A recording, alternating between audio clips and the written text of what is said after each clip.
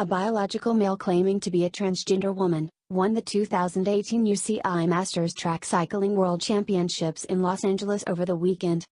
Cyclist Rachel McKinnon, a professor at the College of Charleston but racing for the Canadian team, won the women's sprint 35-39 age bracket at the UCI Masters event on Sunday, Daily Caller reported. McKinnon edged out natural-born female contestants Caroline van Herikhuizen of the Netherlands and American Jennifer Wagner. The transgender cyclist celebrated the victory saying, "First transgender woman world champion ever."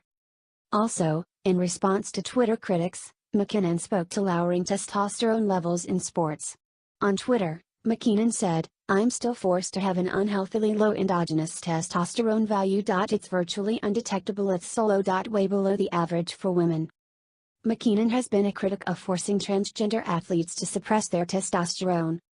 In an interview published in January by USA Today, McKinnon insisted that forcing trans people to alter their physical condition to be allowed to participate in sports is a violation of their human rights. McKinnon thinks the requirements to lower testosterone is inherently discriminatory.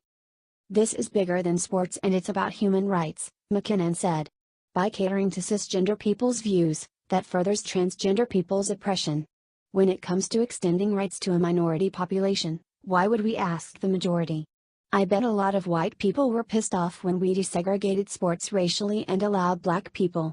But they had to deal with it." McKinnon also insisted that if we legally recognize transgenders in society, then we have to do so in sports. "We cannot have a woman legally recognized as a trans woman in society, and not be recognized that way in sports," McKinnon told the paper. "Focusing on performance advantage is largely irrelevant because this is a rights issue. We shouldn't be worried about trans people taking over the Olympics.